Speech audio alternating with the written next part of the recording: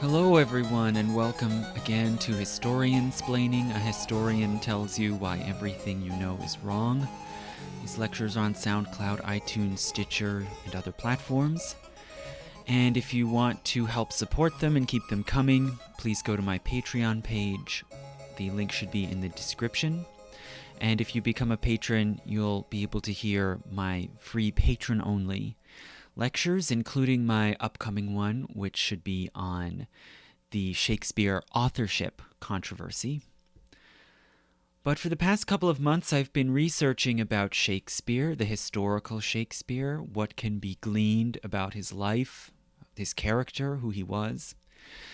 And in my last installment, I talked about the historical record paper trail about William Shakespeare outside of his poetic and dramatic works. But now I want to talk about his sonnets, which are very distinctive, unique, and surprising if you actually sit down and read them. There's a whole lot to say about the sonnets. There's more than 100 of them. They're complex. They're often mysterious. They're revealing. And so I might not be able to fit all of this within a reasonable time. I might break it up into more than one installment, but we'll see how it goes and how long it takes to discuss all of this. But I think it's worth going through. And I'm going to start this discussion of Shakespeare's sonnets in an unusual place.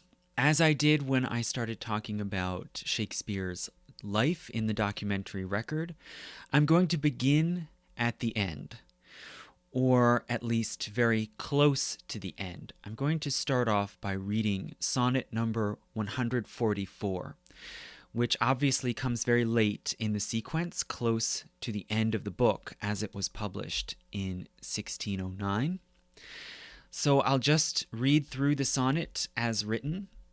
So, Sonnet 144. Two loves I have, of comfort and despair, which like two spirits do suggest me still. The better angel is a man right fair, the worser spirit a woman colored ill. To win me soon to hell, my female evil tempteth my better angel from my side, and would corrupt my saint to be a devil, wooing his purity with her foul pride. And whether that my angel be turned fiend, suspect I may, but not directly tell. But being both from me, both to each friend, I guess one angel in another's hell. Yet this shall I ne'er know, but live in doubt, till my bad angel fire my good one out. So I don't know if maybe you have the same reaction to this as I did the first time I read this poem, which is some degree of shock that there is such an explicit poem in so many ways, laying out in such a direct and almost schematic way the weird, slightly sleazy sexual predicament that the speaker seems to be in. As he says, he has two loves, and you'll find that frequently throughout the poems, Shakespeare refers to these two figures as loves or even as lovers. So these are two people with whom he's had romantic and sexual affairs. And he casts them here as kind of opposites, counterparts, contrasting with one another, one male and one female, one fair and one dark-colored or colored ill, one good and one evil. And he sets them up in a sort of scene, much like we've seen so many times in popular culture and cartoons through the years, as an angel and a devil sitting on either shoulder and suggesting him, meaning influencing him, in two different directions, right? So in that sense, you could say this is kind of a typical archetypal little formula, the feeling of ambivalence and being pulled in good and bad directions by these two influences. And yet, the weird surprise that comes up in the middle of this poem is that the two of them shack up together. And so what we have here is a complete and closed love triangle between two men and a woman, And although it may not come across immediately to a contemporary audience, it's full of sexual innuendo, some of it quite dirty. So he says the woman, or the female evil, as he derisively calls her, has tempted his better angel from his side, right? Is seducing the young man, right? The male figure, or the fair man, as he's referred to in this poem. And she is seducing him, quote, wooing his purity with her foul pride, right? So the man is pure and the woman is impure. And this word pride is one of many words that Shakespeare frequently uses throughout his works as a double entendre, right? It refers to a quality of character, which can be good or bad, self-regard or arrogance. And he specifically calls it here foul pride. But the word pride also was one of many sexual double entendres. It could mean sexual organs, right? Especially aroused sexual organs could be called pride. So her foul pride here refers arguably to her sexual parts, her vagina, and it's specifically called foul, and foul can mean simply bad, right? Damnable, but also particularly dirty, impure, or foul smelling, right? So her foul pride seems to be a reference to ill-smelling or unclean sexual part. And then as the speaker goes on to explain, whether that my angel be turned fiend, suspect I may, but not directly tell. He suspects that the young man has fallen, has succumbed to her power. And as he says, I guess one angel in another's hell, right? So he's extending this continuing metaphor of sort of heaven and hell, good and evil. And he thinks the man has been entrapped in the woman's hell. But hell is another sexual double entendre that was commonly used in the Elizabethan era to refer to a vagina, right? So he's saying, I think that my beautiful, pure young man is having sex with this somehow dark, impure, evil woman. And finally, he ends with this really, striking, beautiful image. This shall I ne'er know, but live in doubt, till my bad angel fire my good one out. So this can evoke a scene of someone being cast out of hell by a sort of blast of hellfire, right? Throwing them, projecting them out. And the speaker is hoping that this is going to happen, maybe so that the man will come back to him, or he can maybe learn what has gone on between these two people. But again, this is another sexual double entendre. To fire someone out is a phrase that's common in early modern English to mean give someone a venereal disease. So foul pride arguably is the first hint in the poem that the woman's sexual organs are infected, maybe with syphilis or gonorrhea or whatever, and that the speaker here expects that the woman is going to pass this disease to the young man. And this wraps up this frighteningly ironic little ending where the man is being freed and liberated at the same time that he's being finally contaminated by his affair with the woman. So this particular sonnet, number 144, is certainly not the place where any literary critic would begin their discussion of Shakespeare's sonnets. And it's very rarely reproduced or analyzed or commented on. But I would start there because it's so revealing, it's pithy, it's unusually explicit about the situation in which the speaker has entangled himself, and it really encapsulates this sort of weird love triangle and sexual triangle that the speaker describes, and that really frames, I think, the entire series. These two loves, the young man, the fair young man, the innocent young man, and the mature, sexual, alluring woman. In some ways, though, this sonnet is unusual and stands out from the rest, not only in how straightforward it is in explaining the context and the situation, it's also unusual in that it discusses it in third person. He's talking about the man and the woman as figures he has some relationship with, but as he and she. It is not addressed to one of the lovers. It is not stated as a message to the man or the woman, although it is certainly possible that Shakespeare gave this poem to either the man or the woman. It's also unusual as one of only 2 of Shakespeare's sonnets that is known to have been published on its own before the 1609 edition of the whole book. So in the year 1599, a short book of poems attributed to Shakespeare was published called The Passionate Pilgrim. And most of the poems in that book are considered to be spurious, not authentically Shakespeare's.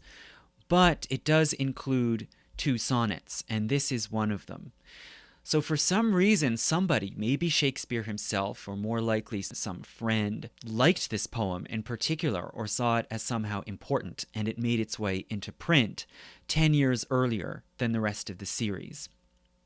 So as I said, this poem sets up a strange parallelism, a sort of frightening funhouse mirror image set of counterparts between these 2 loves, right? The man and the woman. And yet the relationships are presented as parallel. They are 2 loves. Although they are so different from one another, he has the same relation to them. So the basic situation that this poem seems to set out is one of 2 simultaneous or near simultaneous love affairs. One with a young man who also is often called by readers and critics the fair youth, and the other a mature, sexually experienced woman, customarily called the dark lady. And the speaker here is very frequently torn, ambivalent, anguished by the push and pull between these 2 people, and he is obsessed with the contrast between them. He excessively idealizes the young man who is practically angelic, and he feels attraction but also contempt and even disgust for the woman. And these 3 figures exist in this kind of fraught, shifting triangle. So this is not the only poem that specifically refers to the man and woman meeting. And we can infer from the series of poems that probably the man and woman had a close relationship, maybe a sexual affair, which eventually ended. And so did Shakespeare's affair with the woman. But the relationship with the young man continued on for several years longer. And hence, more of the poems in the book are addressed to the man than to the lady. Okay, so that's just a rough little outline of what we can infer that in so many ways is encapsulated in this pithy Sonnet 144. Okay, now, just having said that much already, probably many people are already standing up and pounding their fist on the table and saying, you can't do that. You cannot read the sonnets biographically. Okay, there's a lot of scoffing. Whenever anyone tries to do this, pedants rush in, right, and say, you can't read the sonnets biographically, or you can't read any literature at all biographically. That's wrong. It's unacceptable. It's vulgar. It's uncouth. It's against the rules, right? And there's a strong lingering influence of certain schools of literary criticism from the 20th century, like formalism and the new criticism, which say that you cannot pull anything about an author out of their works. That is a sort of critical error, and that when you examine something like a poem, you should look on it as a formal exercise, self-contained unto itself, and not mix it up with other material from their other writings or suppositions about the author's life or personality. So this is an argument you hear sometimes when people are responding to commentary about literature, but it's made especially frequently with regard to this specific book, right? Shakespeare's sonnets. There is an extreme, pervasive discomfort, even antipathy, towards talking about Shakespeare's life from the sonnets, and especially his sexuality. And so they're often kind of shunted aside, siloed off, and treated as just sort of highly erudite philosophical poetry that doesn't tell us about Shakespeare's life or character. And in some ways, you can see this as a continuation of the same sort of discomfort that I talked about in my last lecture about Shakespeare's business career and his dealings in money and finance, and how much the picture that we get of him from the documentary record really doesn't match up with how we'd like to mythologize him from his plays, right? But I think that that discomfort is especially strong when it comes to the sonnets, particularly because they involve Shakespeare's sexuality, and it is not showing things that most readers want to see or think about Shakespeare.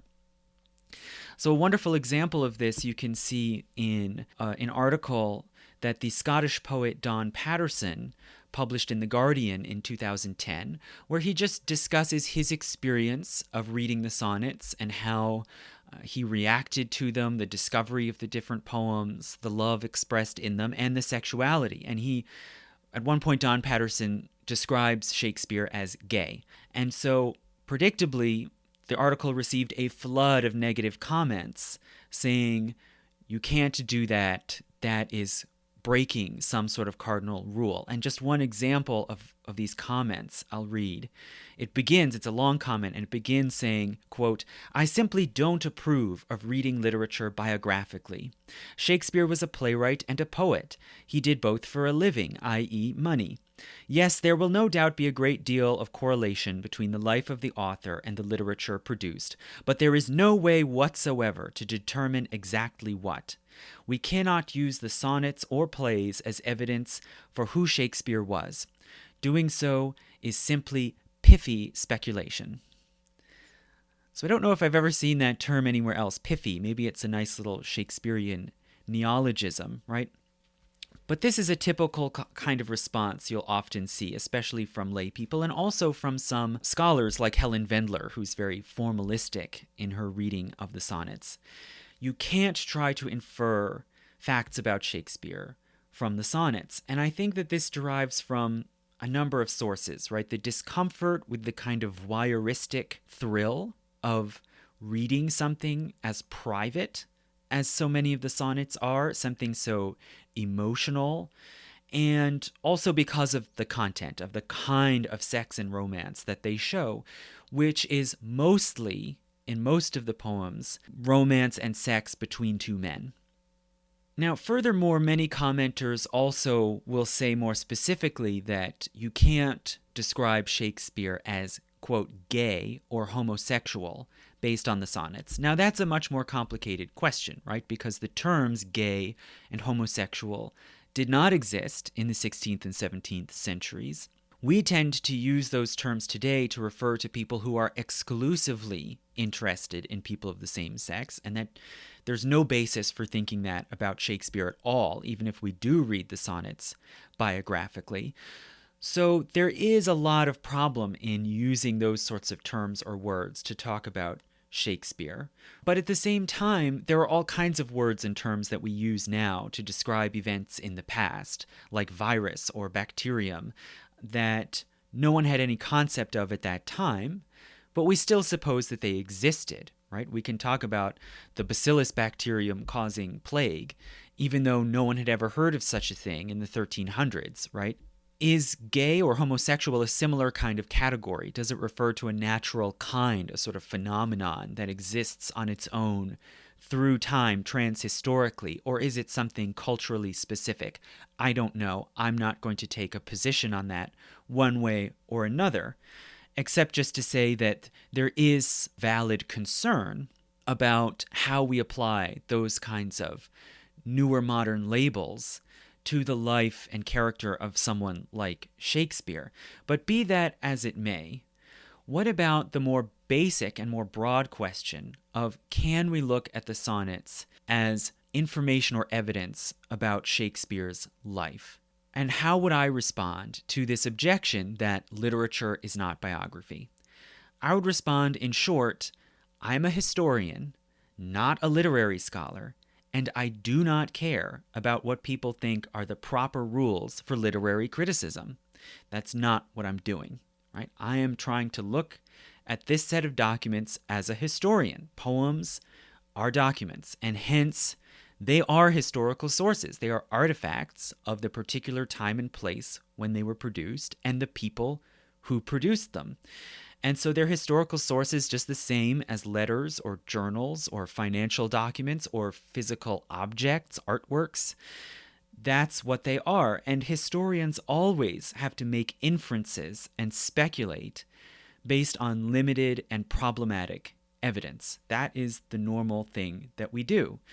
And when you do so, you do have to bear in mind the limitations and the conventions of certain genres, right? And of the particular type of source or document that you're working with, right? What are the conventions?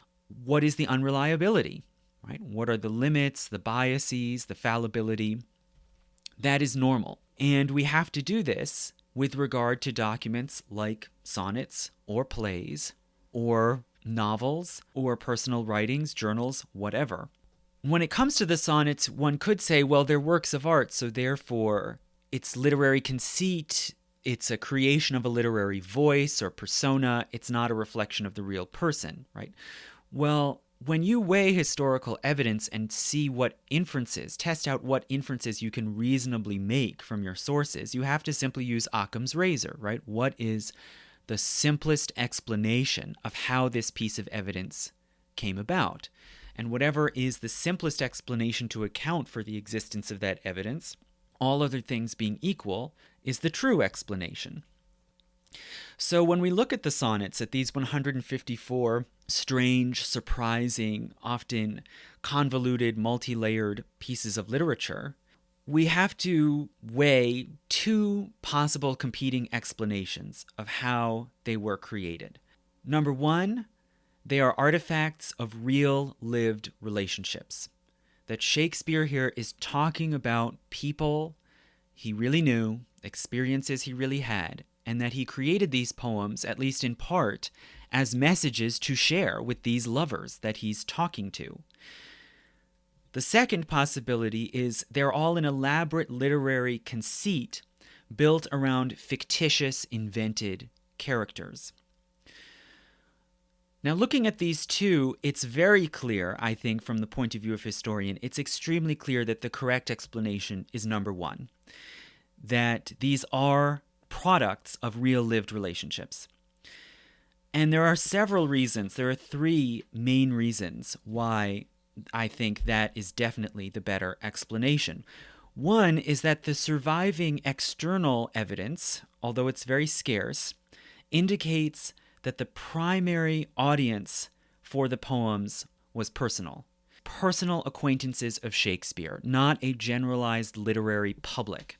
So the first known reference that anyone has ever found to Shakespeare's sonnets appears in the commonplace book by a student named Francis Mears that was published in 1598. So that is a book that I referred to earlier in my last lecture, and you might recall it has a brief mention where Mears is talking about Shakespeare's brilliant, eloquent, beautiful poetry, and listed along with his known narrative works, Venus and Adonis and The Rape of Lucrece. He also mentions, quote, his sugared sonnets among his private friends. Now, this is an interesting reference that is very revealing but ambiguous. So Mears is saying pretty straightforwardly, for one thing, that the main audience that saw these works and that circulated them was Shakespeare's private friends.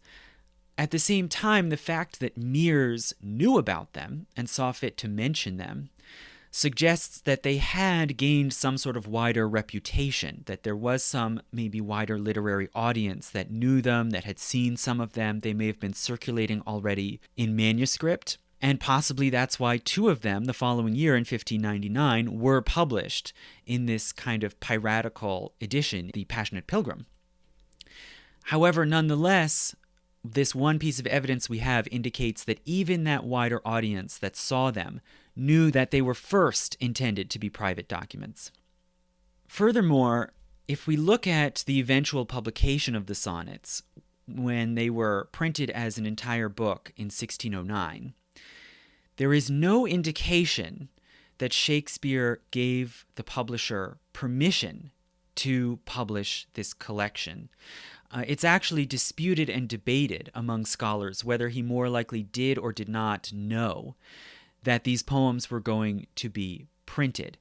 But there are several reasons. More tend to lean towards the conclusion that he didn't know. Okay, and there are several reasons why. For one thing, they were not published until 1609, which most likely was about 10 to 15 years after most of them were composed. So there was this long delay. He did not wrap up the volume and take it to a printer. There is very little sign that they had any popular success.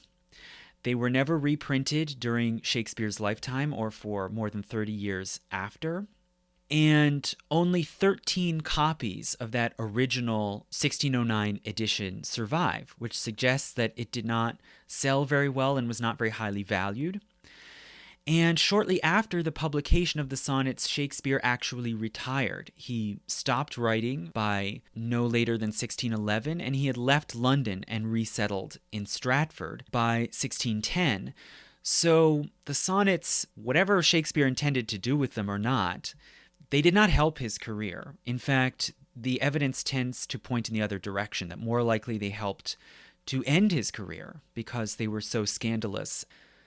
So for all of these reasons, we have to regard the sonnets as contextually very different from the plays, right? The plays were inherently public. They were intended to be performed. Some of them were highly successful and popular.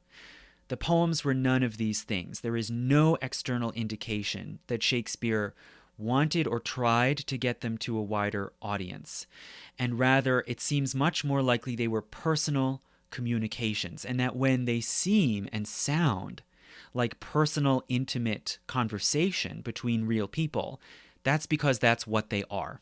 That is the simplest explanation. The other evidence tends to back this up. Now, this may seem strange. Why would someone write personal, intimate communications with their lovers in the form of rhyming iambic pentameter? Well, this is where we may have to invoke this old standby excuse when it comes to Shakespeare, which is that he was a genius, right? He had an unbelievably fertile, brilliant, nimble, eloquent verbal mind. He had an incredible, rich vocabulary, and he could evidently almost think and talk in rhyming iambic pentameter. He had that kind of verbal dexterity. And on top of that, he wanted to make these personal communications into something artistically strong and lasting. And so that's why we see them in this poetic form.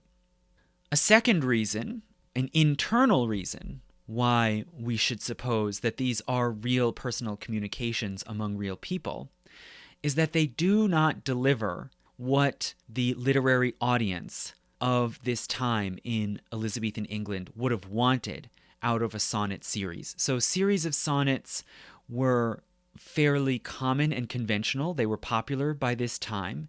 They had their roots in Petrarch and his Italian Renaissance sonnets, and then the form was taken up and adapted by English writers such as Edmund Spenser and particularly Philip Sidney, whose very famous and popular sonnet series called Astrophel and Stella was published in 1591. Now, these sonnet series tended to focus on an idealized woman, a sort of beautiful, fair, virginal, often unattainable woman. They are direct first-person accounts of internal yearning and suffering for love of the woman, so it's very much in line with courtly literature. Whereas Shakespeare's sonnets totally blast that convention to pieces, right? They're about love for a man and a sexually experienced mature woman.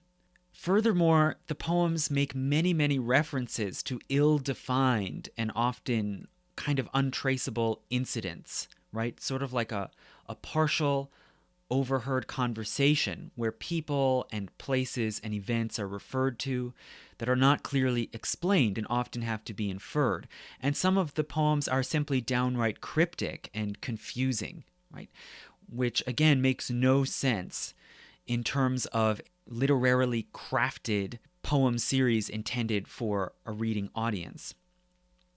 The poems also express all kinds of anger, jealousy, and disgust, especially towards the woman, which again flies in the face of aesthetic expectations, and it is full of sexual allusions, as we already saw in Sonnet 144. So in all of these ways, this was completely inappropriate, unacceptable for the standards of the time. And a final third reason why we should consider them as reflections of Shakespeare's actual biography and experience is because of the way the poems are directed and addressed. The overwhelming emphasis in most of the poems, unlike Sonnet 144, is on the addressee, the person that the speaker is speaking to. And it creates the sense of an ongoing give and take conversation, an interactive relationship. So whereas in older sonnet series, most commonly used pronouns are I and she, the first and third person that the speaker is talking about, in Shakespeare's sonnets, you and thou are much more frequent. Second person is much more prevalent than third person, and almost as frequent as the first person. So this creates a totally different kind of context and mode for these poems. And the scholar Lynn Magnuson, in her commentary on the Folger Shakespeare Library edition of the poems, sums up how she believes you have to read and interpret the sonnets. And she says, quote, Shakespeare's speaker is not analyzing his inner experience in relation to the loved object, the she of most other Elizabethan sequences. Instead, the poems work like conversation, even if they get no direct answer. Most Shakespeare sonnets are less the isolated expression of an I than a social dialogue, albeit with only one speaker. As with any conversation or phone call overheard, they make a demand on the interpreter to imagine who would say this, to whom, and in what situation. Speech is a social activity. What one says depends on whom one speaks to and in what context. Shakespeare, a dramatist turning his hand to lyric, innovates by creating the private thought of his speaker out of the materials of socially situated conversation. So I'm going to give first a little overview of roughly what the poems are about, what the main sort of patterns and themes are. Then I'll discuss the different series, the different sequences of sonnets within the book, and what they say and what sort of relationships they depict. And then I'll discuss the publication circumstances, how it came about that these poems ended up being published and what that might indicate about Shakespeare and the people he knew and dealt with. And then finally, I'll discuss the possible identities of the two lovers, the man and the woman, which is very ambiguous and open to dispute and may be unresolvable. Okay, so first, to just give a little summary overview. The book, as published in 1609 under the title Shakespeare's Sonnets, has in it 154 poems. And all but 3 of the poems are in the exact same poetic form, namely a 14-line sonnet in iambic pentameter that is rhyming with 3 rhyming quatrains, followed then by a single concluding rhyming couplet. Out of these 154 sonnets, one can discern 2 basic groups or series, each of which is addressed to a different figure or person. First, there are 126, which forms the bulk of the sonnet series, addressed to a young man, also often called the fair youth. And this long string of 126 poems reflects a shifting and changing relationship. It ends with number 126, which is a 12-line poem, missing the final concluding couplet. which suggests in its form that this was intentionally a concluding poem, marking the end of the relationship, sort of sending off the young man and leaving off the couplet to represent the missing couple. Following these, there are then 28 poems addressed to a woman, often called the Dark Lady, and these poems seem to reject a comparatively briefer affair, although torrid and passionate, and full of ambivalent love, hate, and lust. These two relationships reflected in the two series of poems cross and intersect several times. There are poems in both series that refer to the man and the woman knowing each other and having some sort of possible affair with one another, thus creating a complete love and sex triangle. Nonetheless, the relationship with the young man seems to have continued on longer than that with the woman, and so hence the later poems to the young man probably were the last ones to be composed. So there are various clues that suggest that the sonnets to the lady were actually composed early on, possibly before any of the sonnets to the young man, although we don't know that. We can't know that for certain. But if you want to weigh them against each other chronologically, probably for the most part, the ones to the Dark Lady were written earlier. Overall, thematically, there are certain obsessive themes that Shakespeare keeps returning to over and over again, almost compulsively. One is the goodness and purity of the young man, who he really puts up on a pedestal. Another is the contrast between the young man and the Dark Lady. They're contrast both physically, in appearance, and in their character, right? The one's honesty and loyalty as opposed to the other's cruelty and so on. Another is the contrast between the young man and the speaker. The speaker dwells repeatedly on his own inadequacy. He expresses deep insecurity about his talent, his looks, his attractiveness, in comparison to the beautiful and charming young man.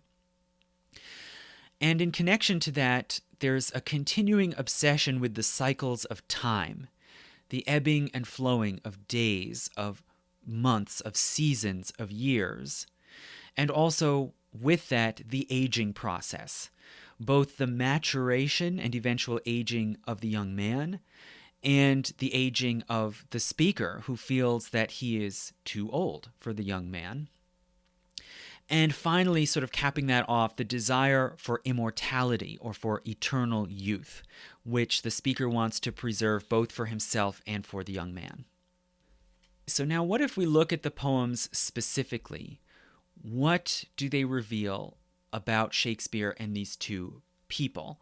Well, I'm going to start with the poems to the Dark Lady, because, as I said before, they probably were mostly written a bit earlier, and so it makes more sense historically to start from there and work back. So if we look at the poems to the Dark Lady, they begin with number 127, and the first three, 127, 128, and 129, each introduce some sort of central theme or concern for Shakespeare about the woman that then repeats and is developed through the whole series. So if we start with number 127, what does it tell us about Shakespeare and the lady?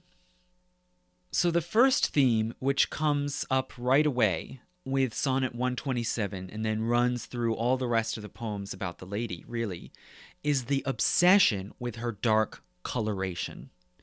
This is something Shakespeare cannot get over and is sort of grappling with. And we see it start right off with this first poem to the lady, number 127. In the old age, black was not counted fair, or if it were, it bore not beauty's name. But now is black beauty's successive heir, and beauty slandered with a bastard shame.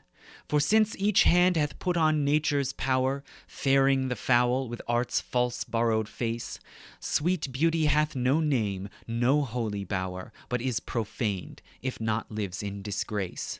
Therefore my mistress's eyes are raven black, her eyes so suited, and they mourners seem at such who not born fair no beauty lack, slandering creation with a false esteem.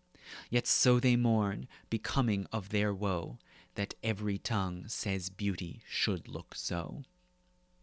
So in this poem, Shakespeare seems to put down or criticize those who used cosmetics, right? Every hand has put on nature's power, fairing the foul with art's false borrowed face. And he's condemning them in comparison to the new form, the new look of beauty, which is black. Whereas makeup tries to take what is foul and turn it fair. Now what is fair is foul, in a sense. It is what is dark, right? So he's fascinated with this reversal and this sort of paradox of dark being fair and foul being beautiful. And he almost wants to say that black is beautiful, but he holds back. He doesn't quite say it, almost as if he's struggling. Rather than saying beauty is black, he says black is beauty's successive heir. It has somehow replaced beauty. And in his final line, he says, every tongue says beauty should look so, as if there's a wish or an anticipation for what is dark to become beautiful or to be recognized as beauty. But he can't quite bring himself to do it, to actually make that change or that reversal. And you see this kind of confusion and ambivalence running through many of the poems to the woman. Like, for example, in number 132, he begs for the lady to take pity on him and accept his love. And he finally says at the end, quote, "Then will I swear beauty herself is black, and all they foul that thy complexion lack." And this is significant both because it carries on this theme of trying to persuade yourself, trying to change your mind to see black as beautiful. And it also explicitly says her complexion is black, right? That's the definite implication of this final couplet. And if you look through the poems, he goes over and over again describing her color and makes very clear her hair, her skin, her eyes are all dark colored, right? We're not talking about a sort of pale, wan lady with black hair. We're talking about a woman who was dark in all her features. And he wants to embrace this as beauty, but he can't quite accept it. And in some poems, like 137, he sort of scolds himself and can't believe that he's making this sort of mistake, confusing dark with fair. And he says in one quatrain in number 137, quote, "Thou blind fool, love, what dost thou to mine eyes, that they behold and see not what they see? They know what beauty is, see where it lies, yet what the best is, take the worst to be." Right? The world is sort of turned upside down. And finally, in one of the last poems, in number 152, he again scolds himself in this final couplet, which you could see in a way as the last couplet addressed to the lady. He says, quote, "For I have sworn thee fair, more perjured I, to swear against the truth so foul a lie." Right? So again, this contrast between fair and foul. What is foul is fair, what is fair is foul. Okay, so that is this probably the most prevalent theme through these poems to the lady. Then if we go to the second poem to the lady, number 128, we see that she is a musician, or at least is musical.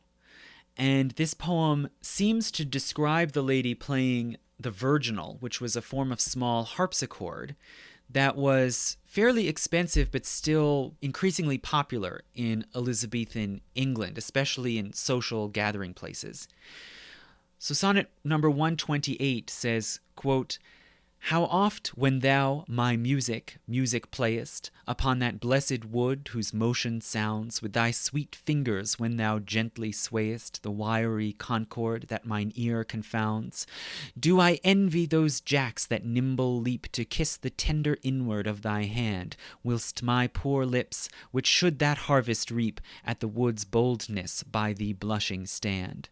to be so tickled that they would change their state and situation with those dancing chips, or whom thy fingers walk with gentle gait, making dead wood more blessed than living lips.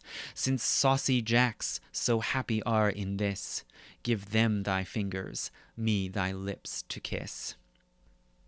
So this is the first poem explicitly addressed to the woman, and you can see it's seductive.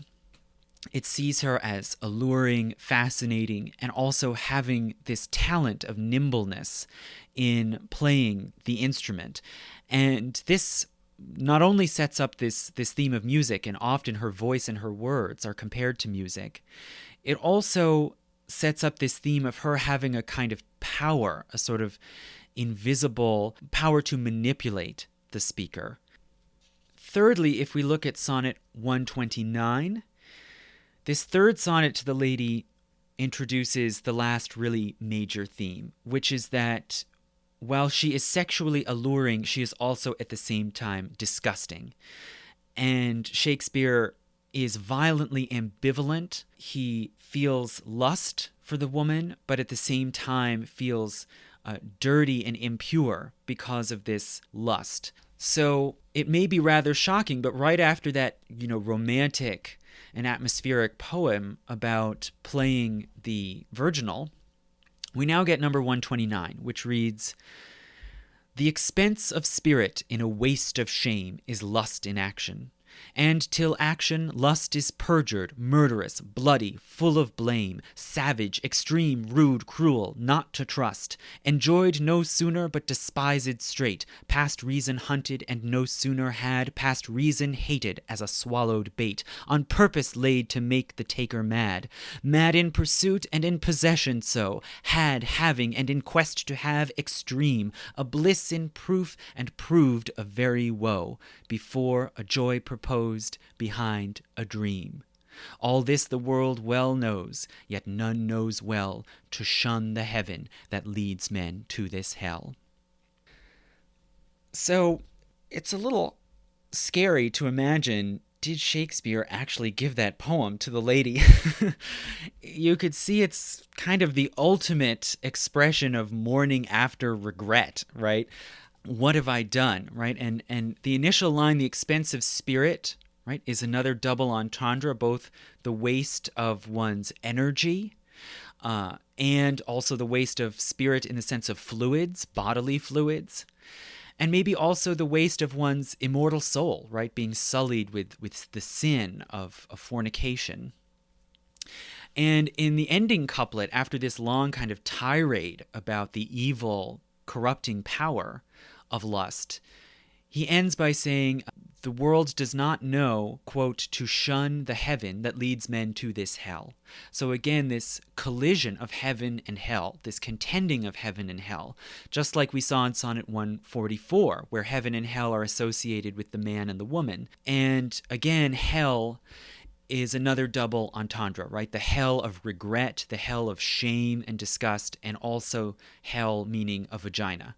So 129 brings us down to this kind of terrifying depth of self-disgust, of blame, which the speaker apparently repeatedly feels about his attachment to the lady, and which he often projects then onto the woman, right, and casts her as foul, impure, disgusting, loathful, with heavy overtones, of course, of misogyny, right, So these basic themes, the obsession with her dark color, the power that she wields, symbolized by music, and the ambivalence of attraction and disgust, all of these things then come together in the fourth poem, which is probably the most famous poem addressed to the lady, number 130, and which begins with the famous lines, quote, "My mistress's eyes are nothing like the sun. Coral is far more red than her lips red. If snow be white, why then her breasts are dun. If hairs be wires, black wires grow on her head." So this poem, I won't go through all of it, but it's, on the one hand, it's clearly a parody of the overly romanticized and idealized sonnets of Spenser and Philip Sidney, right? Where the woman is pure and surrounded by a gold halo and she's ivory white, right? Shakespeare is rejecting that and saying, no, my mistress is a real woman, right? She's not this angelic creature. She's a real flesh and blood woman. And my favorite line, he says, I grant I never saw a goddess go. My mistress, when she walks, treads on the ground. But he ends with this couplet, and yet by heaven, so again this bouncing back and forth between heaven and hell, and yet by heaven I think my love as rare as any she belied with false compare. So you could see in Sonnet 130, maybe he's trying to kind of come to terms with his strange conflicting feelings and say, I can love this woman, I can adore her, even though she does not fit any of the standards of what a beautiful fair maiden is supposed to be. But really the center does not hold, and rather in many of the rest of the poems, we see him still grappling with these feelings, this push and pull of love and hate, of attraction and disgust. A few poems later, we see the first appearance of references to the triangular affair of the speaker, the young man, and the lady, all entangled romantically with one another. And this starts with sonnet number 133. And sonnets 133 and 134 have a kind of extended conceit where they describe the woman as a sort of jailer who has stolen and imprisoned the young man, and by doing so has also stolen and imprisoned Shakespeare himself by extension, because he is so attached to the young man. So if we just look at the first two quatrains of 133, he says, Beshrew that heart that makes my heart to groan, for that deep wound it gives my friend and me. Is it not enough to torture me alone, but slave to slavery my sweetest friend must be? Me from myself thy cruel eye hath taken, and my next self thou harder hast engrossed. Of him, myself, and thee I am forsaken, a torment thrice threefold thus to be crossed. So these poems extend this theme of the sort of invincible power that the woman has both over Shakespeare himself and now over his friend as well at the same time. And it begins this theme of threes, of concatenating three upon three, right? We're caught in a triangle, thrice threefold. And the theme of the love triangle that I'm describing shows up mostly in poems that have the number 3 in them, like 133, where it first appears, and then others later, like 143. And there's also a growing theme here, as I said, of her immense power and of her sort of indifference, her cruelty and wantonness in how she exercises that power that she holds. And that power seems to be embodied most of all in her eyes, these haunting, dark eyes that Shakespeare can't escape from. And for instance, sonnet number 149 involves expressions of devotion to the woman to the point of obsession. And it begins by saying, Canst thou, O cruel, say I love thee not? And he describes how much he sacrifices to be with and to earn the attentions of this woman, and finally complains that he is, quote, commanded by the motion of thine eyes. And so she has this power almost like an ancient goddess. Although he says she doesn't walk like a goddess, she has this sort of supernaturally powerful gaze like a goddess. Okay, so that's just a little discussion of what Shakespeare says about this woman and his relationship with her. There's more that we could guess or infer beyond that. But before we get into what sort of person she might have been, or what her name even might have been, let's then go back and look at the other series, at the Sonnets to the Young Man. So the Sonnets to the Young Man, there are much more of them, 126, and they seem to have been produced over a long period, going through many events and developments. And they begin with a set of 17 sonnets at the beginning, 1 through 17, that are customarily called the Procreation Sonnets. These, like the sonnets to the lady, these sonnets obsessively return to certain central themes that Shakespeare keeps repeating in different words and forms. These sonnets are addressed to a young man, an apparently good-looking young man, the way these poems describe him, and they repeatedly urge him to marry and father children. And the reason why he must marry and father children is in order to carry on his own beauty for posterity. Right? It is, in the speaker's view, it is wrong, it is selfish for him to allow his beauty to age and die without passing it on for future generations. So these poems are overwhelmingly formulaic, they're repetitive, they're a little strange. They involve all kinds of sophisticated, multi-layered wordplay, but in a very often kind of cramped, overly erudite style. And several of them, although these are not his most famous or popular poems, some of them have sort of stood the test of time and become somewhat popular and been anthologized at different times over the years. But more or less it suffices just to read number one, the first one, just in order to see the style of how they work and what they're talking about. So number one, from fairest creatures we desire increase, that thereby beauty's rose might never die. But as the riper should by time decease, his tender air might bear his memory. But thou, contracted to thine own bright eyes, feed'st thy light's flame with self-substantial fuel, making a famine where abundance lies, thyself thy foe, to thy sweet self too cruel.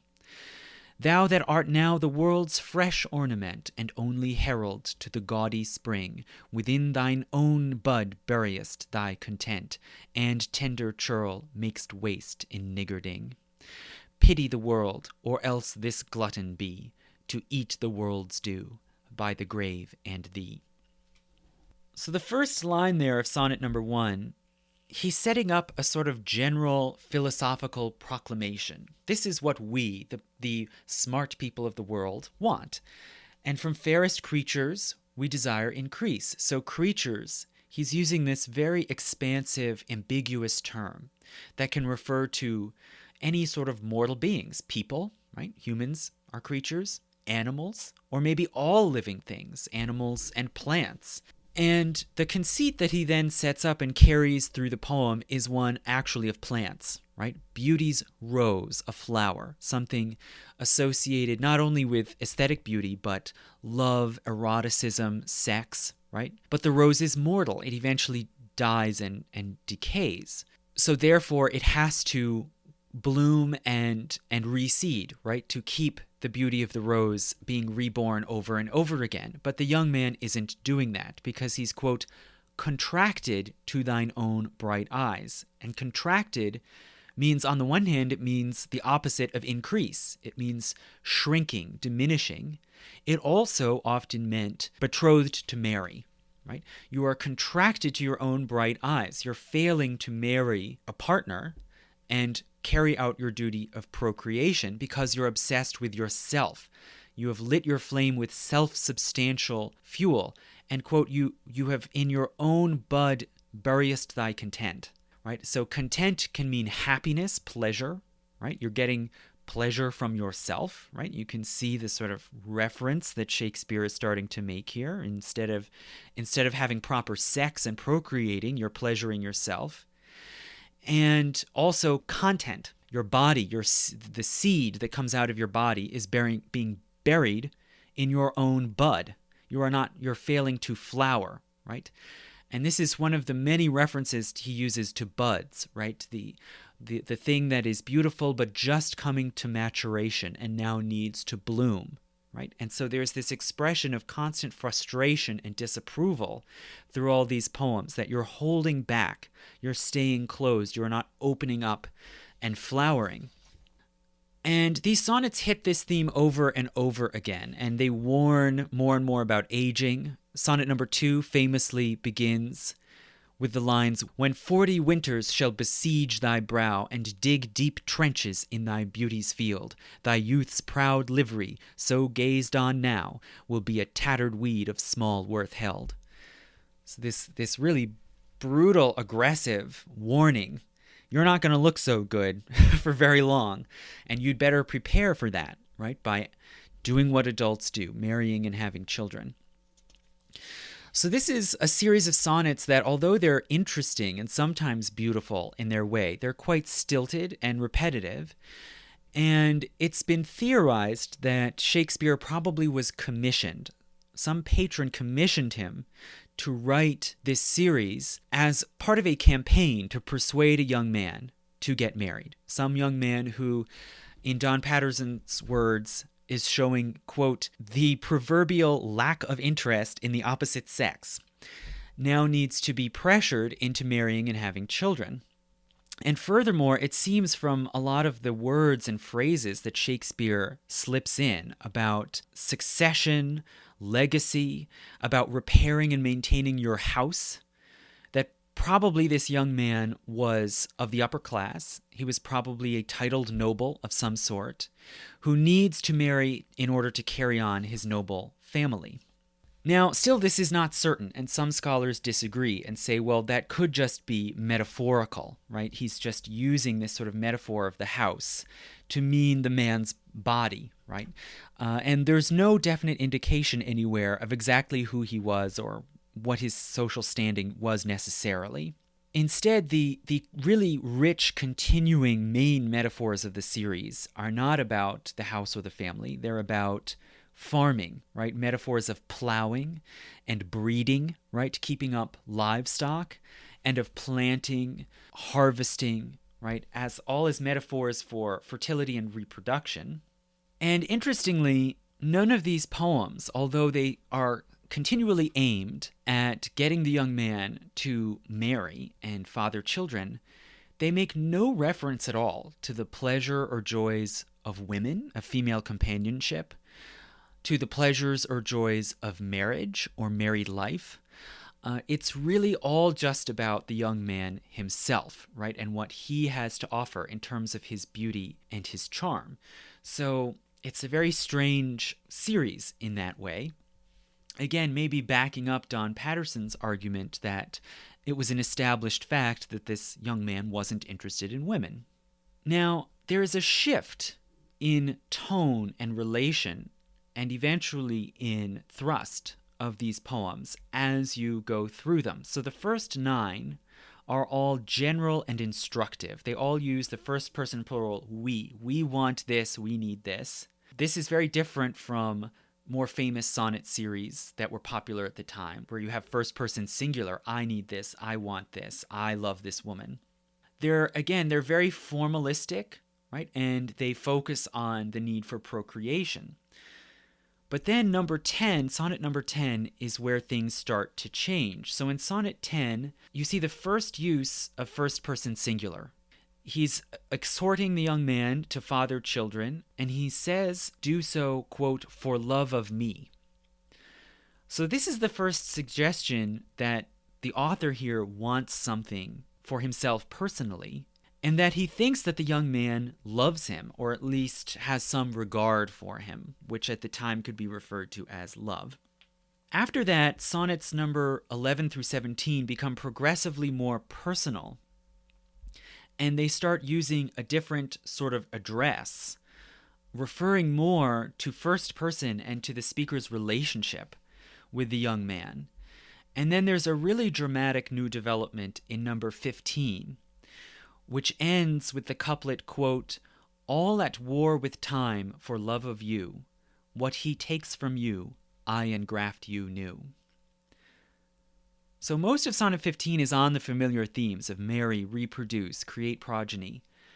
But then there's this new suggestion suddenly at the end that the author himself also can save the young man from the ravages of time and aging. That my poetry, not just progeny, but poetry, can keep your beauty and charm alive.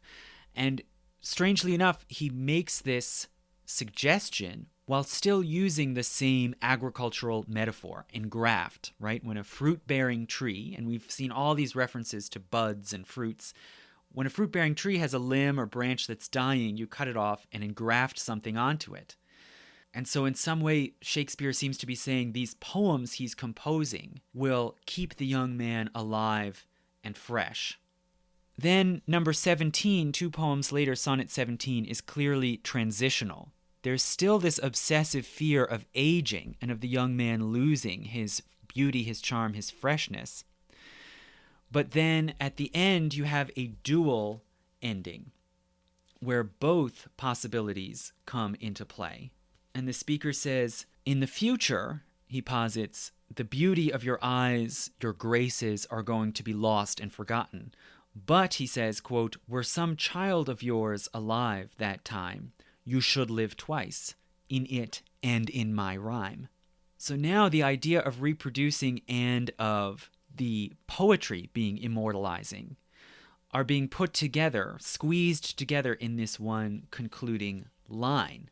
And after number 17, you then get Sonnet 18, which you've probably seen or heard before, which is the most famous of all of Shakespeare's sonnets. It is clearly a love sonnet, and it's dramatically different from everything else that comes before it. So before I discuss it and what it says and what it might mean, I'll just read to you again Sonnet 18. Shall I compare thee to a summer's day? Thou art more lovely and more temperate. Rough winds do shake the darling buds of May, and summer's lease hath all too short a date. Sometime too hot the eye of heaven shines, and often is his gold complexion dimmed, and every fair from fair sometime declines, by chance or nature's changing course untrimmed. But thy eternal summer shall not fade, nor lose possession of that fair thou owest, nor shall death brag thou wanderest in his shade, when in eternal lines to time thou growest. So long as men can breathe and eyes can see, so long lives this, and this gives life to thee.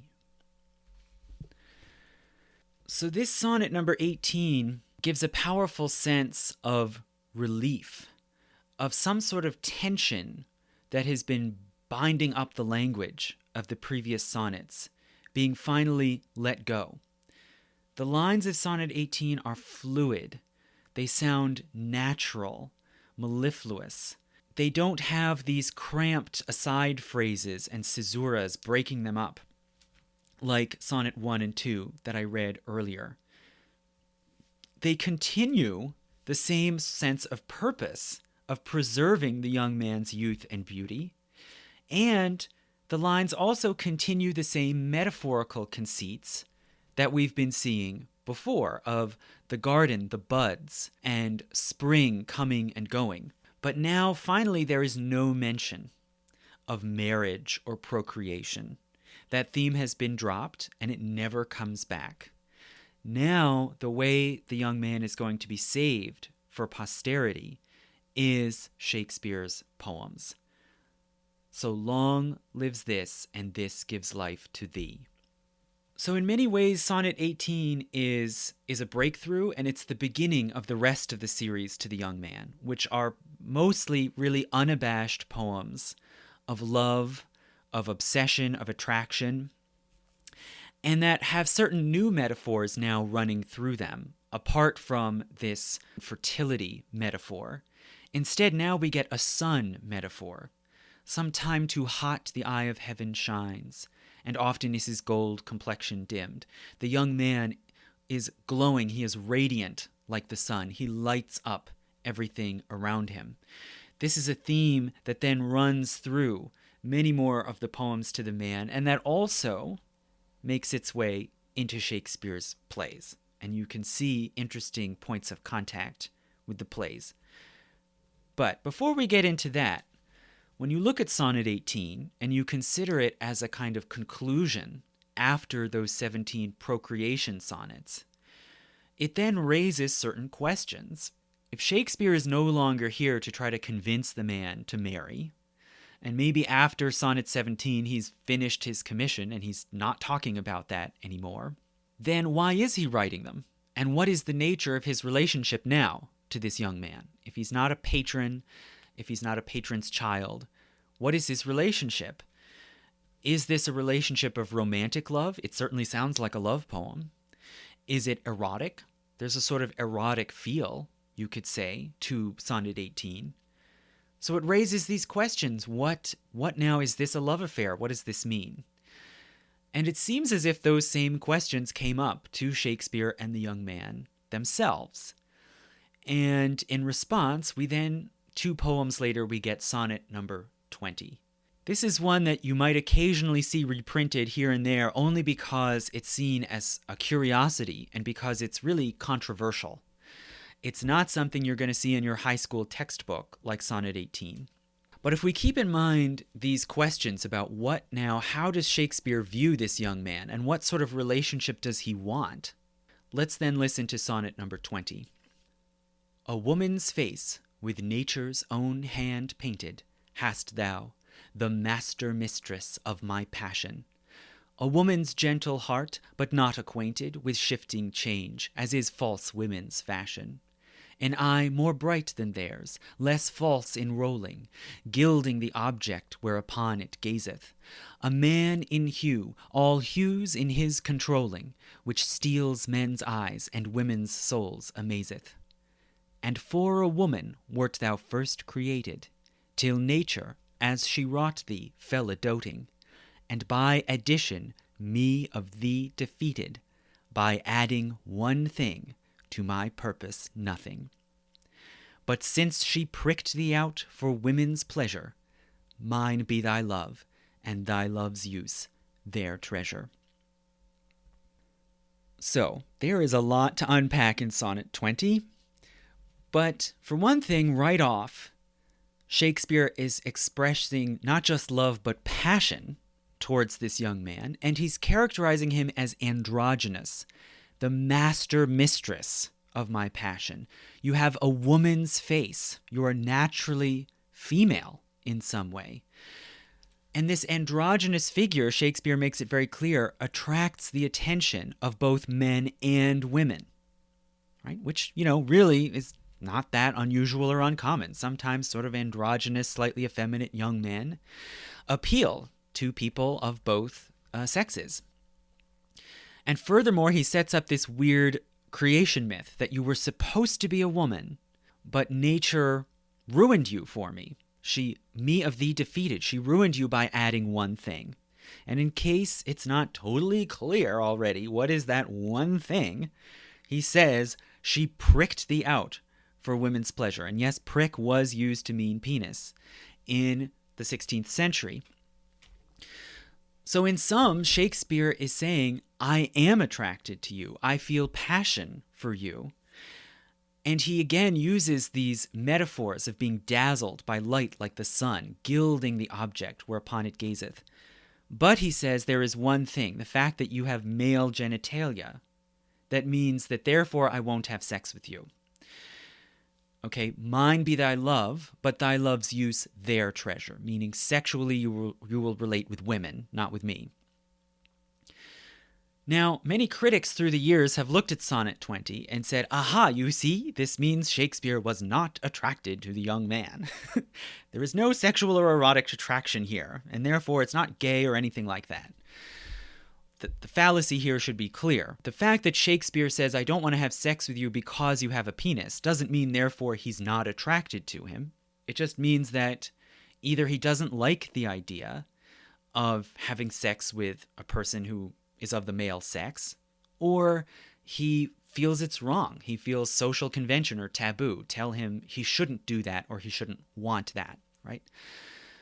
So at least provisionally, as of Sonnet 20, we see Shakespeare saying, all right, we're not going to have a sexual relationship because you and I are both male, right? Now, that resolution apparently does not hold up, okay? There is clearly a lot of erotic chemistry here between the two of them.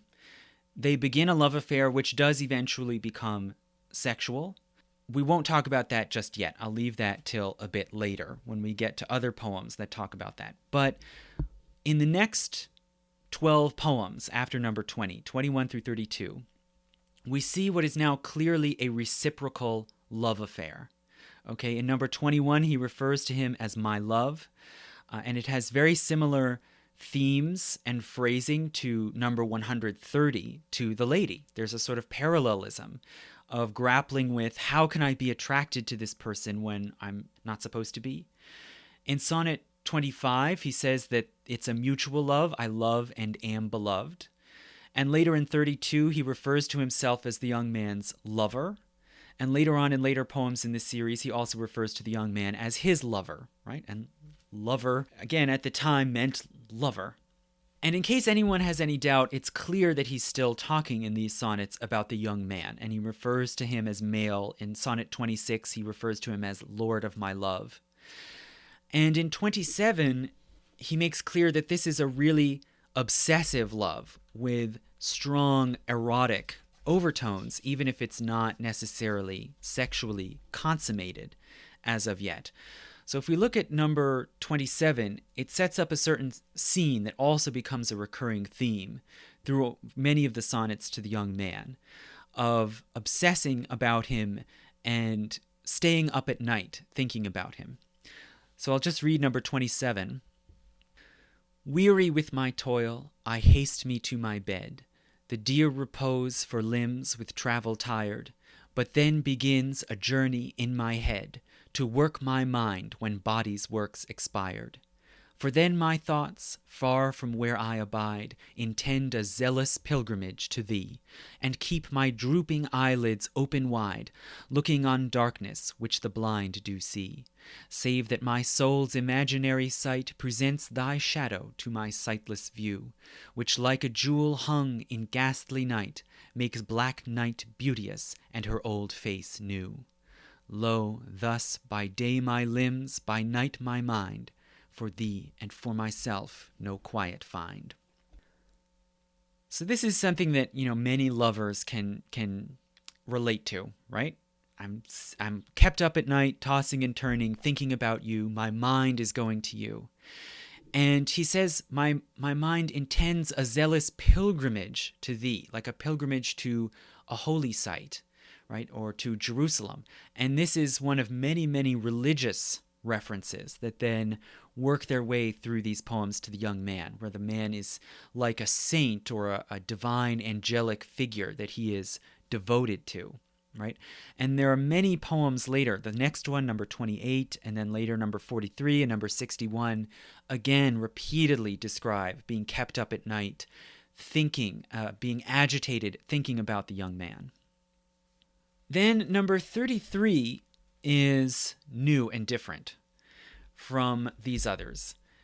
It seems to refer to some sort of strange incident, an unclear incident in which the young man has somehow sullied or disgraced himself.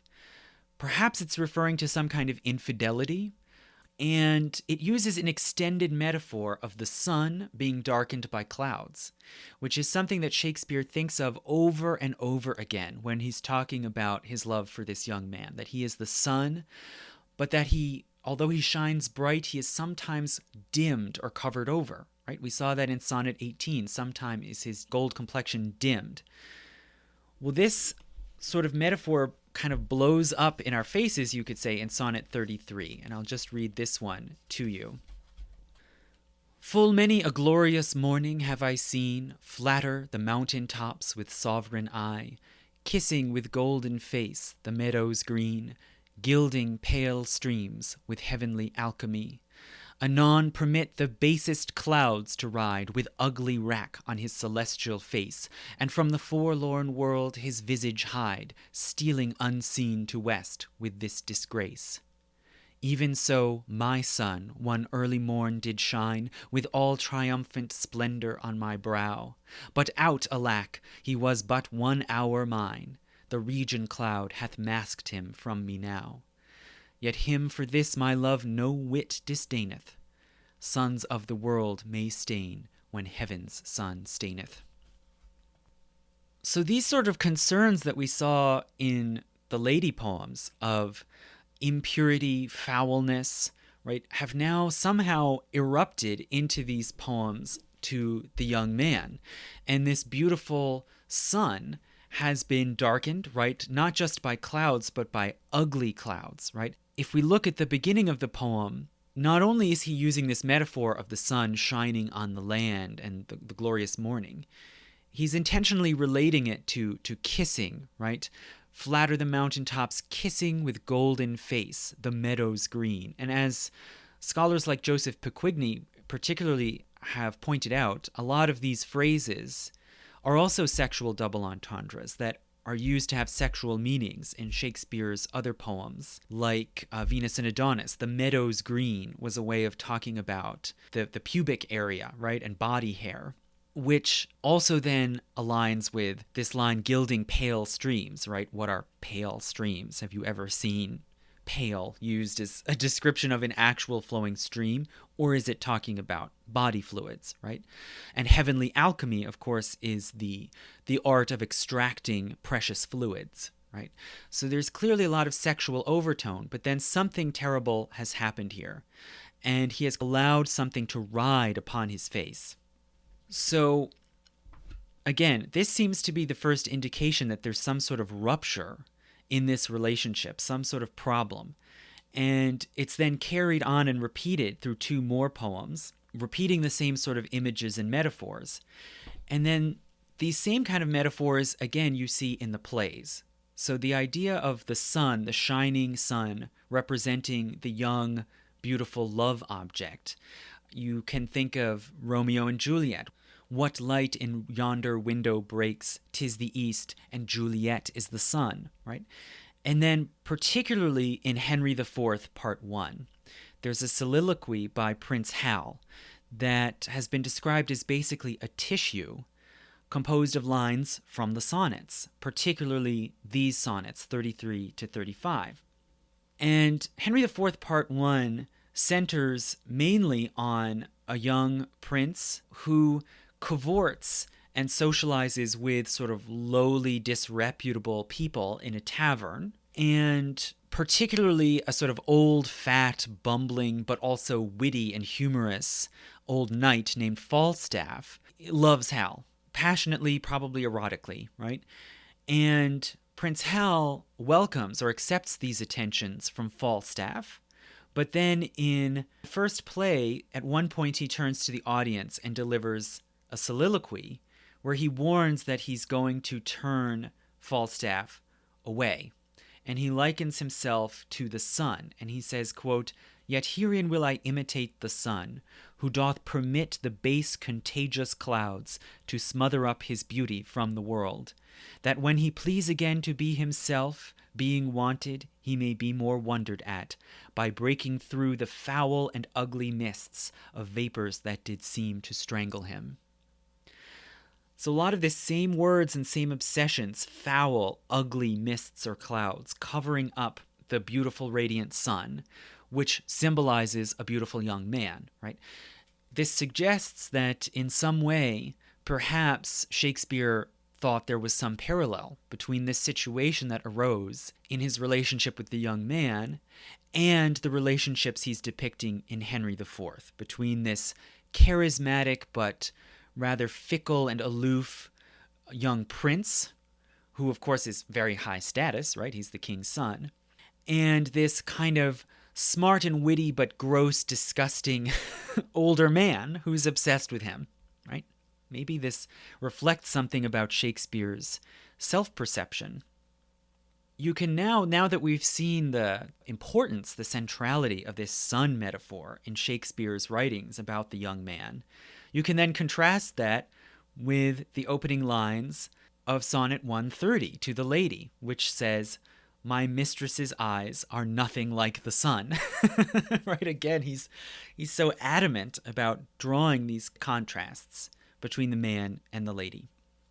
Okay, so it seems that after Sonnet 36 or 37, possibly the relationship returns and is somehow repaired, and they continue this love affair. And then in Sonnet Number 42, we see another reference, in this case addressed to the man, referring to his affair with the lady, meaning the young man now hooking up with the lady. So this is another parallel discussion of the love triangle.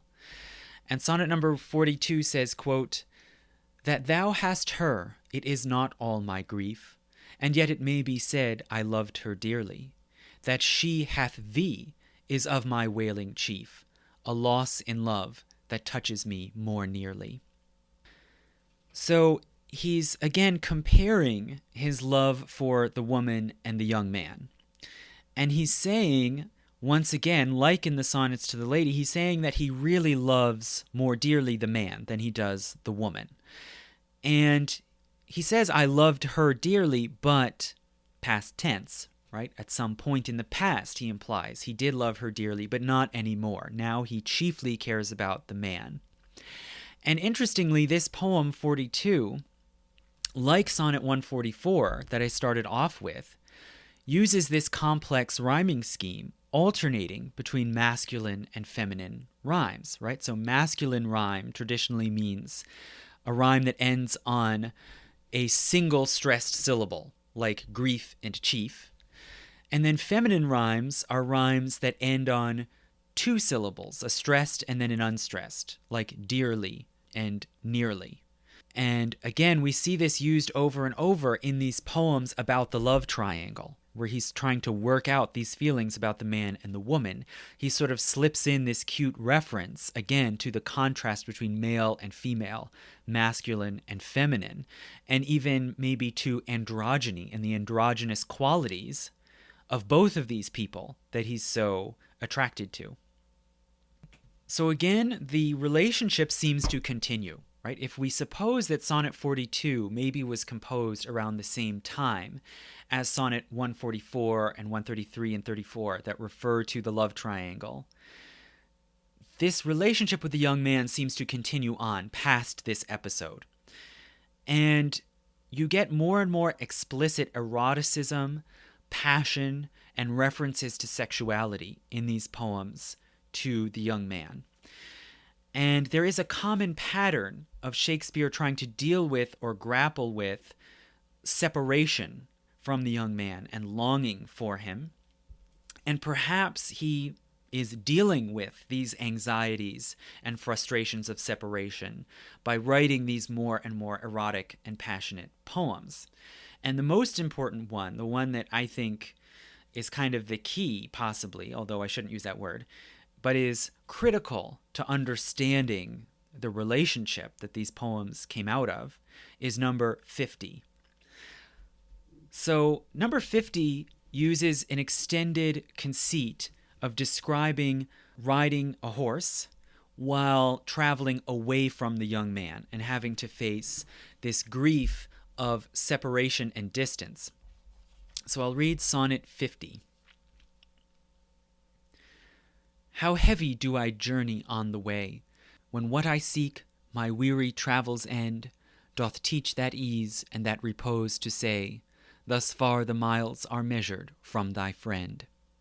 The beast that bears me, tired with my woe, plods dully on, to bear that weight in me, as if by some instinct the wretch did know his rider loved not speed, being made from thee. The bloody spur cannot provoke him on, that sometimes anger thrusts into his hide, which heavily he answers with a groan, more sharp to me than spurring to his side. For that same groan doth put this in my mind, my grief lies onward, and my joy behind. So when I first read through Shakespeare's sonnets, this is the one I got to and said, oh, okay, they had sex. That happened. So for one thing to start, you may know that horseback riding is often used as a sexual metaphor. But here in particular, Shakespeare is setting up this conceit that he then cleverly, in this classic Shakespearean trick, he sets up this trap that he then springs with a few last words in the final line. So on the one hand, he's saying, I am so sad and weary to be traveling away from you, and the horse that I'm riding senses this and is reluctant and slow. And he describes then spurring the horse, right? stabbing or thrusting the spur of his heel into the horse's side, which the horse then groans in response to, right? And then in the final couplet, Shakespeare makes it explicit that this thrusting and groaning has a double meaning. That same groan doth put this in my mind, right? Two things at once. My grief lies onward, right? So it's a groan of grief and sadness, and my joy behind, right? It also brings to mind the thrusting and groaning of joy that I'm leaving behind me. Okay, so he's spelling it out about as straightforwardly as Shakespeare can, that he associates the young man now with the sexual act, right? And naturally, in the next poem, in 51, he then describes the return, right? There's sort of a companion piece describing the return back to the man, which he describes as a fiery race. And he says, quote, "Then should I spur, though mounted on the wind, in winged speed, no motion shall I know. Then can no horse with my desire keep pace." Right? So he feels passion, he feels desire, he is emotionally out of control trying to get back to the young man and the pleasure that he has with him. Okay, so once that very clear sexual overtone has been established, we then get Sonnet 52, which many critics, although it also has strong sexual overtones, many critics have discussed it, and it's been reproduced and analyzed many times because it clearly has some sort of special place in the book. So this one describes his relationship with the young man as something hidden inside a secret chest that he only opens up once in a while. And so without pointing out anything further, I'll read Sonnet 52. "So am I as the rich, whose blessed key can bring him to his sweet uplocked treasure, the which he does not every hour survey, for blunting the fine point of seldom pleasure. Therefore are feasts so solemn and so rare, since seldom coming in the long year set, like stones of worth they thinly placed are, or captain jewels in the carcanet. So is the time that keeps you as my chest, or as the wardrobe which the robe doth hide, to make some special instant special blessed by new unfolding his imprisoned pride. Blessed are you, whose worthiness gives scope, being had to triumph, being lacked to hope." So again, there is so much packed into this sonnet that I can't go on discussing it. But he's describing here his encounters with the young man, this seldom pleasure that he has, as being set out through the year or in the calendar, like jewels in a long chain, right? Captain jewels in the carcanet. And he again describes encountering the young man and, quote, new unfolding his imprisoned pride, right? And remember, pride is a term that was often used to mean sexual organs, right? So being able to disrobe, right? Open up, disrobe, unfold his pride, and then triumph and have the young man, being had to triumph. So clearly there's this eroticism to the poem, but also this sense of rareness and secrecy, rarefication. Something is hidden, it's locked up. And I am the rich man who has this key through which he can unlock his treasure. And as some have pointed out, this is the only point in the entire sonnet series where the word key appears. And it suggests, there's strong suggestions that there's some kind of hidden meaning or code in this poem that maybe forms a key to unlock the whole series, maybe to unlock the identity of the young man. We don't really know, but clearly there are many suggestions to this effect built in to the poem. There's some connection between Shakespeare's love of hidden meanings that he is then bringing to this situation of having a secret affair. In Sonnet 53, we see more praises for the young man's beauty, and he's described in androgynous terms. He's likened to both Helen and Adonis from ancient Greek legend. But also in his last line, Shakespeare is careful to praise his character as well. Quote, "In all external grace you have some part, but you like none, none you, for constant heart." So you can see Sonnet 53 as maybe kind of capping off this escalation of this love affair and as sort of being a kind of peak of devotion to the man. And then in 55, we have a return again to the theme of preserving the young man through poetry, right? All of these sonnets, including 52, have this theme of the passage of time, the cycles of time. And then in 55, we get this anxiety again, how to preserve the man's youth and beauty in poetry. And he says, quote, "Not marble, nor the gilded monuments of princes shall outlive this powerful rhyme. But you shall shine more bright in these contents than unswept stone besmeared with sluttish time." And then in 60, a few poems later, again, we see this increasing anxiety about time and by implication about aging and mortality. And Sonnet 60 famously begins with the lines, "Like as the waves make towards the pebbled shore, so do our minutes hasten to their end." And you could say, in a sense, this theme of aging, of feeling the approach of mortality, and also fear and anxiety about the maturation of the young man, and the possibility that he will no longer be this fair, androgynous youth. This then runs through really 60 more poems right after these. And one of the few points of interruption where we see a different theme and a different topic come up is in sonnets 78 through 86, which together comprise the so-called rival poet series. So in these 9 sonnets, 78 to 86, we see Shakespeare expressing anxiety over the appearance of a rival, someone who is competing with him for fame, wealth, and patronage, probably as a fellow writer, but more importantly, competing for the love and attention of the young man. And these sonnets have attracted many scholars' attention, right? Especially because they might tell us something about Shakespeare's relationship with other great writers. And many have speculated that the rival poet might be Christopher Marlowe or Samuel Daniel, and that it must be someone of immense talent, right, in order to intimidate Shakespeare and make him insecure about his own writing. But this probably is really a misreading, right? If you look at the poems carefully, their main concern about the rival is that he's attracting the attention and appreciation of the young man.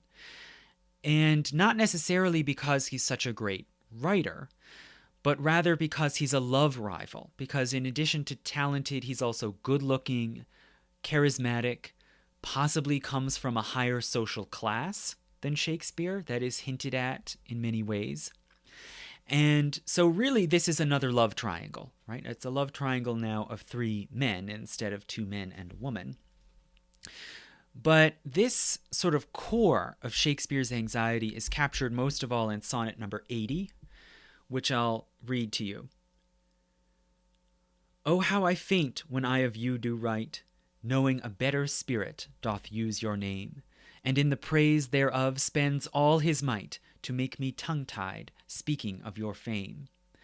But since your worth wide as the ocean is, the humble as the proudest sail doth bear, my saucy bark inferior far to his, on your broad main doth wilfully appear. Your shallowest help will hold me up afloat, whilst he upon your soundless deep doth ride. Or being wrecked, I am a worthless boat, he of tall building and of goodly pride." So as you can see here, there are again words and phrases with suggestive sexual overtones, right? This other man is riding you, again, riding on your deep. And I am paralyzed, right? Not because I'm not a good writer, but because I now feel insecure about myself and can't write or can't speak. And this other man, he says, although he's using this metaphor of the boat, he says he is of tall building and of goodly pride. right? And again, pride also has this sexual double meaning. So Shakespeare maybe is afraid that he's physically inadequate compared to this other poet, right? And further, in the other rival poet sonnets, there are many references, apparently, to sex and eroticism, to attractiveness, and to skill, which can mean, when he refers to talent, that may not just be skill with a pen, but also skill in bed, right? Now, as for who was this rival poet, there's been, as I said, a lot of speculation, but Sonnet 86 probably provides the best clues as to who this rival poet was. So in Sonnet 86, this poem is extremely strange and cryptic. Shakespeare complains of being paralyzed by writer's block and by insecurity, and he again uses this sailing metaphor, right? This metaphor serves him once more. And he says, quote, "Was it the proud full sail of his great verse, bound for the prize of all too precious you, that did my ripe thoughts in my brain inhearse, making their tomb the womb wherein they grew? Was it his spirit, by spirits taught to write, above a mortal pitch that struck me dead? No, neither he nor his compeers by night, giving him aid, my verse astonished. He nor that affable, familiar ghost, which nightly gulls him with intelligence, as victors of my silence cannot boast. I was not sick of any fear from thence, but when your countenance filled up his line, then lacked I matter that enfeebled mine." So here, for one thing, Shakespeare is explicitly saying, I'm not intimidated by this other guy as a writer. I'm just suffering and paralyzed because he's writing about you. And he's even used your name, right? He's dared to speak somehow explicitly of his love for you. And that is what is paralyzing him. So it was not the quality, but furthermore, there's this strange middle part of the poem where Shakespeare specifically rebuts the idea that spirits are somehow intimidating him. Spirits that are guiding or helping or inspiring, you could say, the other poet. And then furthermore, that it was not a ghost, a familiar ghost, who somehow consorts with this other man that intimidated Shakespeare. So why is the rival poet supposedly consorting with spirits and ghosts coming to him at night? Well, we should consider that one of the other prominent poets that sometimes has been mentioned as a possible identity of the rival poet was George Chapman, a very respected Elizabethan poet who had dedicated some of his poets to a young man named Henry Wriothesley, the Earl of Southampton, who also is considered to be a possible patron of Shakespeare and maybe the identity of the young man. So that's one reason why some people have looked to George Chapman, but we'll talk about the young man's possible identity later. So Chapman had dedicated some of his poems to Lord Southampton, as did Shakespeare. Shakespeare's Venus and Adonis and Rape of Lucrece are also dedicated to Henry Wriothesley, Earl of Southampton. And these dedications include expressions of love. So perhaps we're seeing a sign here of a love triangle of Chapman, Shakespeare, and the young man, if the young man is Henry Wriothesley. Now, what about the ghost and the spirits? Well, Chapman famously made the first English verse translation of Homer's epics. And reportedly, he claimed that he was helped in his translation project by Homer's spirit, who came to him at night and guided him. So perhaps this is what Shakespeare is referring to when he says he is by spirits taught. And as Don Patterson points out in his article about the sonnets, he also says, well, there's this further reference to an affable, familiar ghost, which nightly gulls him with intelligence. Well, gull is an archaic word that means to trick or mislead someone with false reports or false rumors. So apparently this ghost is coming to him and giving him bad reports or bad intelligence, as the poem says.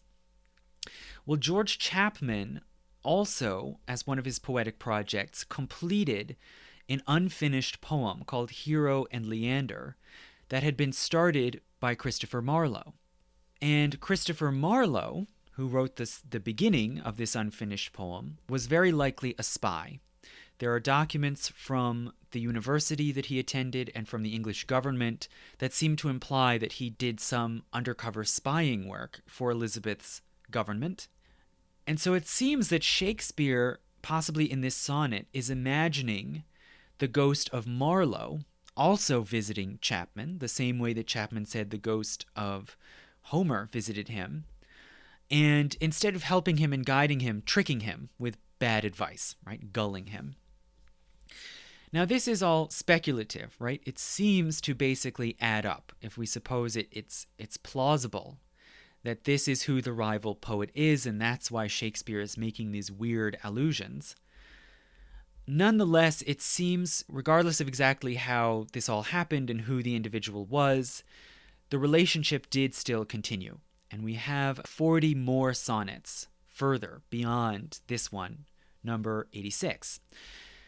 And again, we get these similar themes we've seen before of the passage of time, the cycles of time, and aging, and of really probably increasing anxiety over whether the chemistry, the attraction would last, and whether the relationship would last.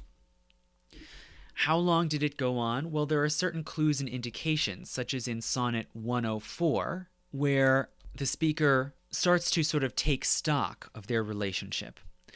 And he says, quote, "To me, fair friend, you never can be old." Maybe a little denial right there, right? But nonetheless, "To me, fair friend, you never can be old. For as you were when first your eye I eyed, such seems your beauty still. 3 winters cold have from the forests shook 3 summers' pride. 3 beauteous springs to yellow autumn turned, in process of the seasons have I seen. 3 April perfumes in 3 hot Junes burned, since first I saw you fresh, which yet are green." So this poem has this retrospective kind of scope, and it calls back again to those themes earlier of spring, of budding, of harvest, right? But now the cycle is being completed. Shakespeare is also witnessing the spring being burned up in the hot summer and progressing into autumn and to winter. And yet, he says, you are still green, right? Like the meadow's green. You are still fertile, alluring, attractive. And this is the sort of theme Shakespeare hits over and over again. Perhaps, as symptom of denial, right? I don't care that you're getting older. But he implies here in this poem, of course, that the relationship has gone on for 3 years. They've completed now 3 cycles. And again, repeating this obsession with the number 3, 3 upon 3. Now, this was a poetic convention. There are other sonnet series also where authors write back about the passage of time and 3 years. So maybe this is just a poetic convention, or maybe this really is a poem written after 3 years of this relationship, or at least of this acquaintance. When were they written? This is a question many people ask, and based on style and allusions, most critics tend to think that they were written probably in about the mid-1590s, around the same time that Shakespeare was writing plays like Romeo and Juliet and Henry IV, Part 1, that have similar sorts of allusions. However, there seem to be some possible clues in some of these later poems after 100 that might be hinting at the exact dates. Particularly Sonnet 107 begins with this very strange, kind of moony, mystical-sounding quatrain. Quote, "Not mine own fears, nor the prophetic soul of the wide world dreaming on things to come, can yet the lease of my true love control, supposed as forfeit to a confined doom. The mortal moon hath her eclipse endured, and the sad augurs mock their own presage. Incertainties now crown themselves assured, and peace proclaims olives of endless age." So Shakespeare, in a very unusual way, seems to be referring to immediate events, things that are happening right now. And there are these references to markings of time, like an eclipse, right? And also of crowning. Insurgencies now crown themselves assured. So many people have theorized that this poem might be referring to the coronation procession of James I, in which we know Shakespeare took part as a member of the King's Men in 1604. And, there's this reference to crowning and this pronouncement of predictions of long-lasting peace, which is the sort of thing that one says in commendatory verses for a new monarch, right? You will have a long and peaceful reign. So it is possible that this might be a little kind of event marker that Shakespeare is slipping in here. Or, maybe not. It's very indefinite. And also, if that's true, that would place the dating of this sonnet, and probably others like it, much later, in 1603, 1604. And if that's true, then maybe this relationship went on for much longer. Maybe we're talking about something more like 10 or 12 years. Or maybe there's a gap, okay? And that's something I'll probably get to later in another installment. Maybe there is a long separation here for some reason that now is over in Sonnet 107. So as these last sonnets to the young man go on, again, there's these repeated expressions of long-lasting devotion, putting aside, minimizing this concern about age, change, personal development. And the most famous of all of these sonnets is surely number 116, right, which stands out as one of the most famous from the whole book, which reads, quote, "Let me not to the marriage of true minds admit impediments. Love is not love which alters when it alteration finds, or bends with the remover to remove. Oh no, it is an ever fixed mark that looks on tempests and is never shaken. It is the star to every wandering bark, whose worth's unknown, although his height be taken. Love's not time's fool, though rosy lips and cheeks within his bending sickle's compass come. Love alters not with his brief hours and weeks, but bears it out even to the edge of doom. If this be error, and upon me proved, I never writ, nor no man ever loved." So you see here he's talking about marriage, right? Not literally, presumably, but a kind of metaphorical marriage between himself and the young man, which he insists will last because their minds are true, meaning loyal, right? Love does not alter when the people involved in it alter. It continues.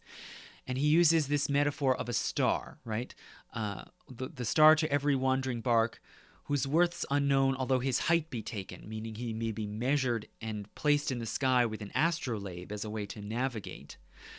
But its worth is incalculable. And then in the third quatrain, we see this return again to the metaphors of plants, of growth, of vegetation, right? Rosy lips and cheeks.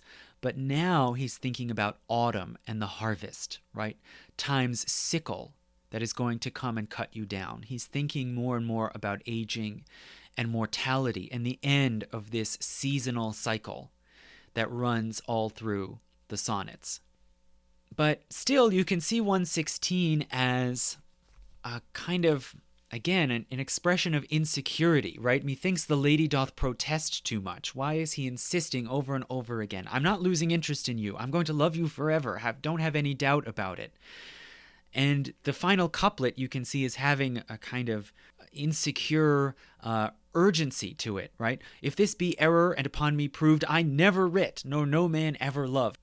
And after 116, you get only 10 more sonnets to the young man, many of them on the same sort of themes and using the same sort of images. And they end, as I said before, with sonnet number 126, which is different from all the others. It deals explicitly with death, right? With time coming again with his sickle to cut us down. And rather than being made of 3 rhyming quatrains and a couplet, instead it's 6 couplets, adding up to 12 lines, with the last two lines left off, as if saying this story is now being cut short, right? It has this note of finality, but also at the same time of a cliffhanger, of incompleteness. So that's my overview of what we can see about these relationships and what Shakespeare is saying about them. The tumultuous ups and downs, the complicated, multiple concatenating triangles with himself, the young lover, the dark lady, and the rival poet, and the way that he is trying to transmute his feelings into art to make something lasting, something immortal, out of this welter of fear, of insecurity, of ambivalence, shame, disgust.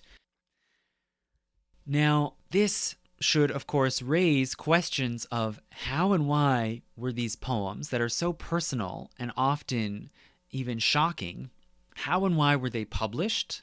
And who were these people, right? Can we possibly figure out, or at least guess, who might have been these people that he had these very fraught, emotional, personal relationships with? So that I will leave until another installment. And as I said before, after this, I will also produce a segment about the so-called authorship controversy and the question of whether Shakespeare wasn't really Shakespeare, of whether perhaps these poems and plays were in fact penned by somebody else. And I'll examine that in a lecture that I'll post only to Patreon for patrons only. So if you want to hear that, please go and become a patron for any amount, even if it's just $1. Thank you.